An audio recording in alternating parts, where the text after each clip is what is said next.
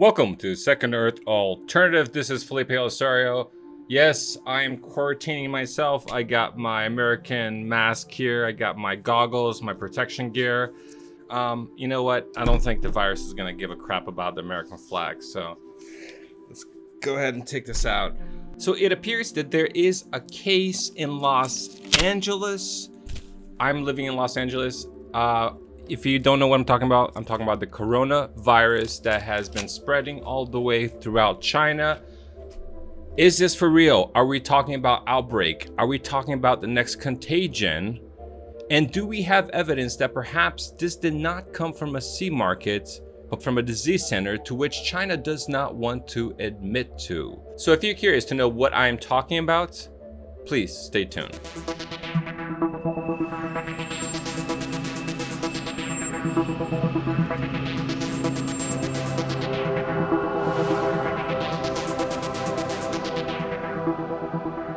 All right, so as I was saying earlier, there are hundreds of confirmed cases. There are at least 18 deaths. And most concerning is that this coronavirus, which started in China, which is a SARS variant, well, now it appears that this virus has made it home to the US, not just to Texas, but it appears here in Los Angeles as well. And of course, living in Los Angeles, you have to be concerned that in just a matter of days, a disease that you think is supposed to be quarantined in China is already in your backyard. Now, for the Texas kid, he's from Texas A&M, which is also one of the more populated campuses. So though campus officials are saying they think there's a low risk that the contagion is actually spreading, if it can spread, if it has mutated and it can spread through human-to-human interaction, then what worse place to have this contagion appear than Texas A&M, a campus that has some of the highest population of any other campus in the United States of America. Now, what's concerning me is that although the experts have been telling us that this contagion is not easily spreadable from human to human, or there's a very low probability, it appears that this actually may be turning. And I'm going to show you some evidence. And more importantly, I wanted to talk about the origins of this pathogen, because the news has been telling everybody that this pathogen has essentially been a byproduct of these exotic animals. And this Huanan market, I mean, they had all kinds of weird animals. They had bats. They had like giant salamanders. They had wolves. I mean, without trying to sound too culturally insensitive, how can you say it's gross? Now, when you have a lot more variation of animals, of course, the number of pathogens increases. So though the media is claiming that this is the origins of the pathogen, well, I want to show you something that I believe is going to startle you. And this information was originally brought by Dan Dix.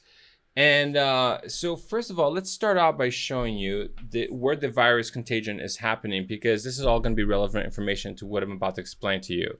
So here we have the Huanan area, right? So just to give you perspective, this is what it looks like on the map, the Wuhan. Now this city, which has about 16 million people, well, it's also a pretty large city when you consider the edges of the city. And let me show you how big it is here. So I'm gonna go ahead and take a ruler to its outer edges. So, if we look at the map here, we see that it kind of ends at this lake and it kind of ends at this particular lake. So we can kind of draw a general border.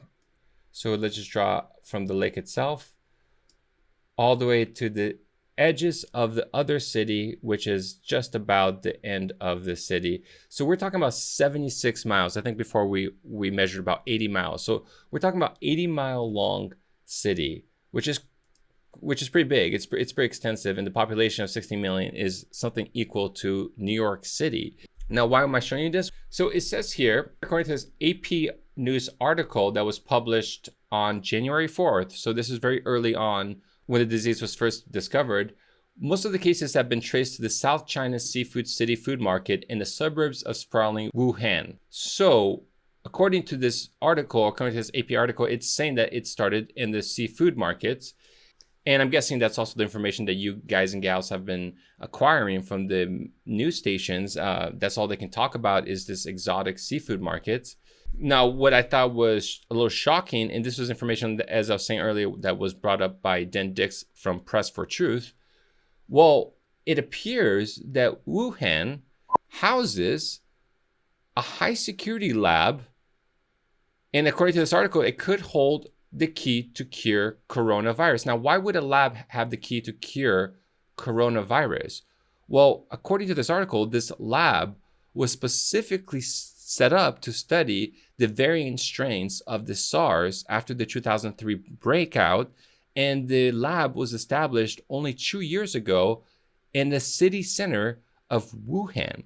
So we're talking about a disease lab that was set up to study the SARS contagion variants, which coronavirus is one of those. And so is this just a random coincidence? Let me show you some other interesting things. Now, what's getting me concerned about this virus is that it's dangerous of mutating nature, a Class B virus getting Class A prevention and control treatment.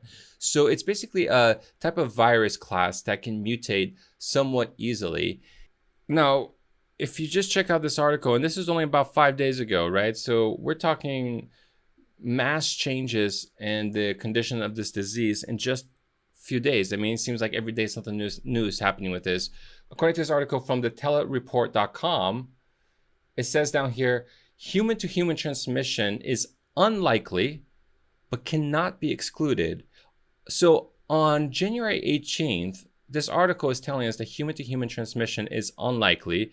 Then we discovered that there are cases in Los Angeles, Washington, Texas A&M, and Hong Kong. I think there was just a recent nurse from the Philippines that contracted it and ended up going to India. So it's spreading, guys. So the question is, has this pathogen mutated already to the point where it's being spread through perhaps a cough-like behavior? Well, according to the New York Post, and this was posted January 23rd, just today, it says here in the bottom, it has since been confirmed to spread via human-to-human contact, as fears mount that it could be a global pandemic. The New York Times maps where the Wuhan coronavirus has spread. Here's a very nice little map detailing where the virus has spread.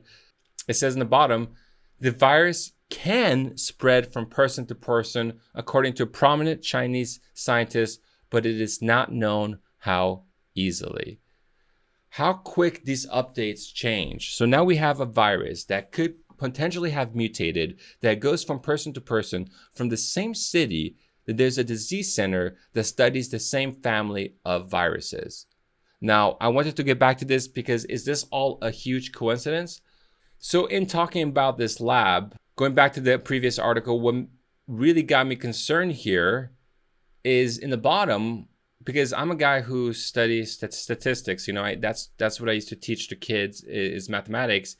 And mathematically speaking, statistically speaking, let's look at the sentence right here. It says here, there are only a handful of such labs in Asia. India has one of the National Institutes of Virology in Pune. Or I'm not sure if I'm pronouncing that Pune, I'm not sure. But anyways, the point is that it says here there's only a handful of such labs in Asia. Now, I wanted to go to Google Earth real quick and showcase to you exactly where this virus is claimed to have started, which is the Huanan Sea Markets in the province of Hubei, in the city of Wuhan. So here is this sea market that has been essentially quarantined, that has all the wild animals that we're talking about. I'm wondering if the sea market, this idea that this has all these exotic animals, is being scapegoated by the Chinese government to cover up for a potential viral leak. Meaning these high security virology centers, they have been known to leak viruses before. This would not be a first time. There is a precedence to this. And what I thought was so remarkable is when you just back up just a little bit in a city that stretches over 80 miles, well, just south of the river, you got the virology center right dab in the middle of the city. And here we have the sea markets. And if you guys are curious how far that is from each other, we're talking about 16 miles. Now, let me show you guys that article one more time. Let's talk about statistics and probabilities. First, they told us the virus is very unlikely to spread from person to person. And now they're telling us the virus can spread from person to person. So this virus is already breaking the odds, so to speak. Now, we're being told that there are only a handful of such labs in Asia. Only a handful of such labs in Asia, to which it is tens of thousands of miles wide. So what are the probabilistic chances that this virus, that let's just say this contagious was natural? What are the statistical chances that this naturally occurring pathogen would have happened 16 miles away from the exact disease center that is set up to study the same class of viruses? Guys, something's going on. I think China is probably aware that there's a good chance that this virus might have been leaked from the center. And it seems like they're staying very quiet about it. And so look, I got my healing crystal over here, and hopefully the virus will stay somewhat contained. But from the looks of it, it's already breaking probabilities. And this is very concerning to me to see that, because what I'm thinking here is, if this is not a virus from the sea market, if this is a virus that came from a center that was set up to study diseases, is this virus more prone to being spread from human to human? Just a thought, is the virus more dangerous? For example, could it be a deadlier type of virus simply because it was coming from this lab as opposed to a naturally occurring source? And so just as I was analyzing this map, flabbergasted by the unbelievable probability that this disease happened to sprout out only 16 miles away from the center, to which there's only a handful of those in all of Asia, then only a few hours ago I encountered this article, which CGTN, I believe, stands for the China Global Television Network. And according to the China Global Television Network, it says in the bottom here, the initial investigation has found that the virus outbreaks appears to be linked to a single seafood market, which is located in a densely populated area, not far from one of the city's busiest train stations. But a recent analysis of the epidemiological data revealed that some of the cases had no history of exposure to the seafood market, according to the announcements. I don't know. I don't know what to tell the Chinese people. Just keep eating those bats, I guess, because maybe that's not the real reason. But who knows? Bats are known to carry pathogens that have been known to spread to humans. So the question is, do we have an outbreak due to some accidental slip from this viral disease center that was established only 2 years ago?